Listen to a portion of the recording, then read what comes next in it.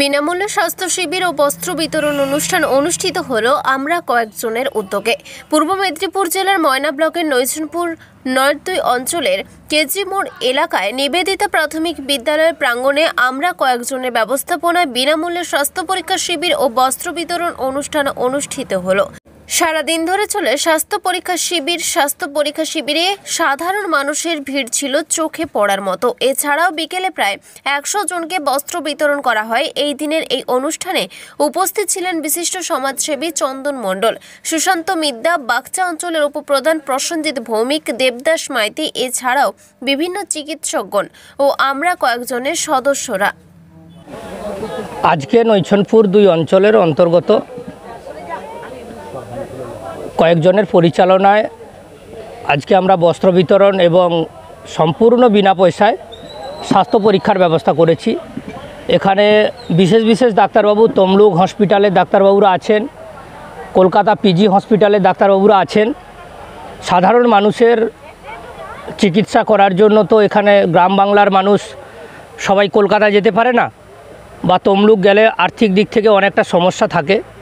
তাই আমরা সাধারণ মানুষের জন্য স্বাস্থ্য পরীক্ষার ব্যবস্থা করেছি এবং স্বাস্থ্য পরীক্ষা চলছে, যেমন চক্ষু, দাঁত, মায়েদের চিকিৎসার জন্য যেমন প্রসূতি রোগ বিশেষজ্ঞ আছেন, অর্থোপেডিক আছেন, হাড়ের ডাক্তার, সঙ্গে মেডিসিন ডাক্তারবাবুরা আছেন। তো সেই জায়গায় আমরা সম্পূর্ণভাবে সাধারণ মানুষের সেবা দেওয়ার জন্যই আজকে একটা কর্মসূচি নিয়েছি, সেটা হচ্ছে বিনা পয়সায় স্বাস্থ্য শিবির। নাম দেবদাস মাইতি। আজকে আপনারা দেখেছেন যে সকাল থেকে প্রোগ্রাম চলছে, বিনা খরচে স্বাস্থ্য শিবির। দুস্থ মানুষদের, বয়স্ক মানুষদেরকে বিভিন্ন ডাক্তারবাবুরা এসেছেন, কলকাতা সহ তমলুকের হসপিটালের ডাক্তারবাবুরা এসেছেন। সকাল থেকে চিকিৎসা চলছে, যেমন ডাক্তার রয়েছে, অর্থোপেডিক ডাক্তার রয়েছে, গাইনো স্পেশালিস্ট, সেই সাথে রয়েছে চক্ষু বিশেষজ্ঞ এবং অন্যান্য ডাক্তারবাবু এসেছেন।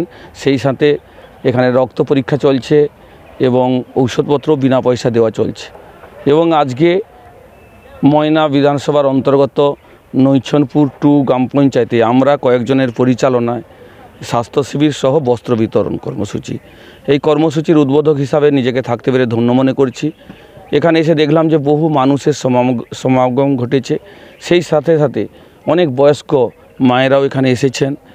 এবং আজকের এই কর্মসূচি যারা উদ্যোক্তারা করেছেন তাদেরকে ধন্যবাদ জানাই, এইভাবে মানুষের পাশে থাকার জন্য। এবং আগামী দিনে আরও যেন মানুষের সারা ময়না জুড়ে এইভাবে কর্মসূচি ওনারা করতে পারে। আমাকে ডাকলে আমি আমার যেমন পারবো সাধ্যমতো ওনাদের পাশে থাকার চেষ্টা করব।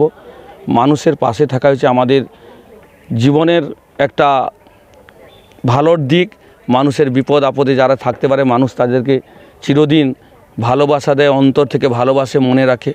সেই কর্মসূচি আজকে এখানকার যে আমরা কয়েকজনের পরিচালনা করেছেন ওনাদেরকে ধন্যবাদ জানাই এবং আগামী দিনে ওনাদের পাশে থাকবো এই বার্তা দিচ্ছি। মণ্ডল।